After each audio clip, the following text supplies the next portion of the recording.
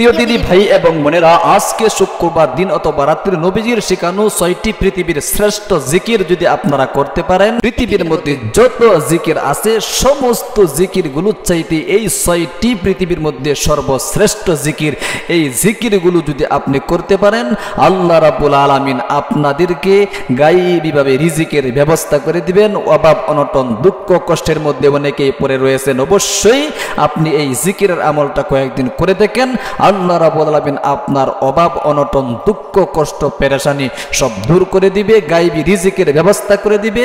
কয়েকদিনের মধ্যেই চতুর্দিক থেকে বৃষ্টির মতো রিজিক আস্তে আস্তে আসা শুরু হয়ে যাবে, কপাল খুলে যাবে, ভাগ্য পরিবর্তন হয়ে যাবে। নবী করিম সাল্লাল্লাহু আলাইহি ওয়াসাল্লাম কিন্তু ওই 6টি জিকিরকে সর্বশ্রেষ্ঠ পৃথিবীর জিকির বলে আখ্যায়িত করেছেন। সম্মানিত প্রিয় দিনী ভাই এবং বোনেরা, আমাদের এই ইসলামিক চ্যানেলটা যদি আপনি নতুনভাবে দেখে থাকেন, অবশ্যই চ্যানেলটাকে সাবস্ক্রাইব করে পাশে থাকা বেল আইকনটি অন করে দিবেন, লাইক কমেন্ট করে সাথে থাকবেন প্রতিদিন এরকম গুরুত্বপূর্ণ ভিডিও পাওয়ার জন্য। তাহলে আসুন সম্মানিত প্রিয় দিনী ভাই এবং বোনেরা, আল্লাহ রাব্বুল আলামিন কুরআন শরীফের অগণিত আয়াতের মধ্যে জিকিরের কথা উল্লেখ করেছেন।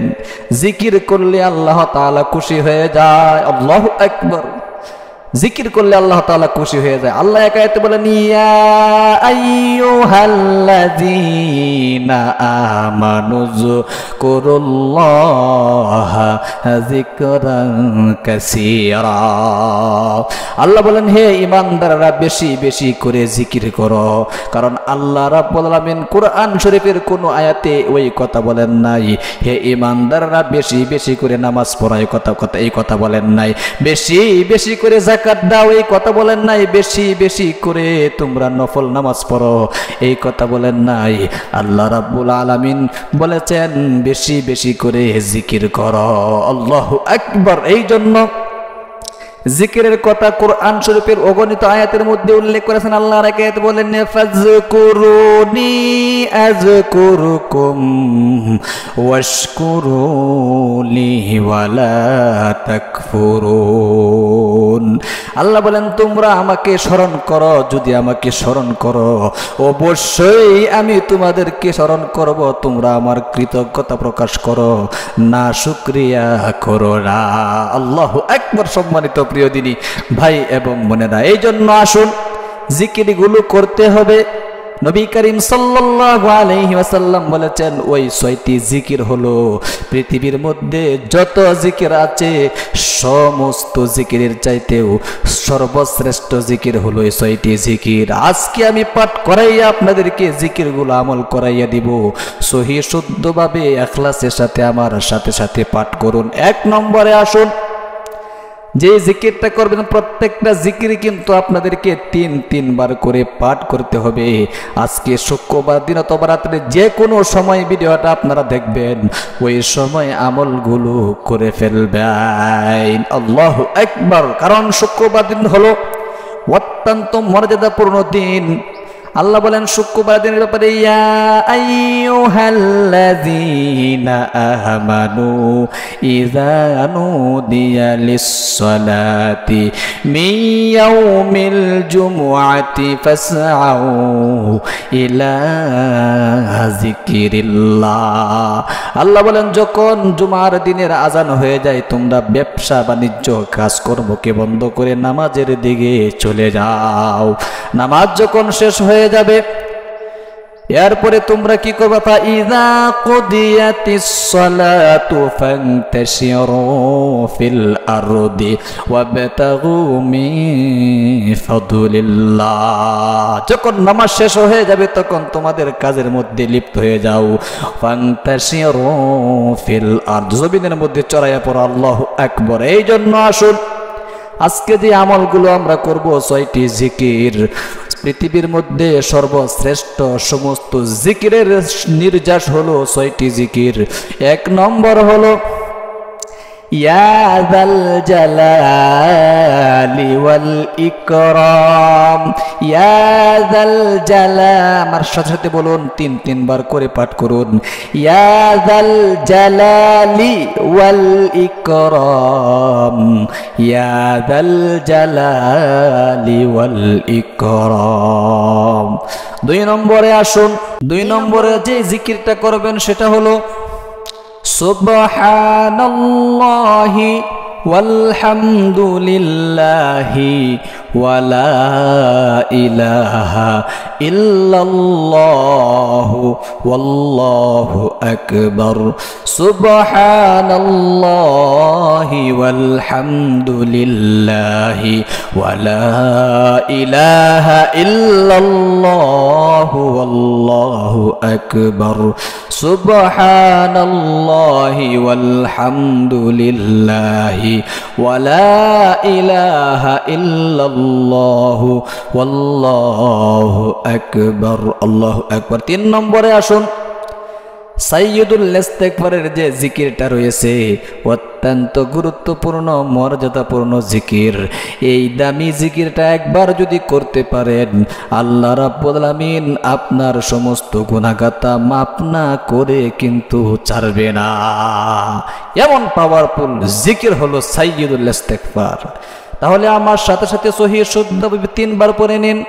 اللهم أنت ربي لا إله إلا أنت خلقتني وأنا عبدك وأنا على عهدك ووعدك ما استطعت أعوذ بك من شر ما صنعت أبوء لك بنعمتك علي وأبوء بذنبي فاغفر لي فإنه لا يغفر الذنوب إلا أنت أبر بولن اللهم أنت ربي لا إله إلا أنت خلقتني وأنا عبدك وأنا على عهدك ووعدك ما استطعت أعوذ بك من شر ما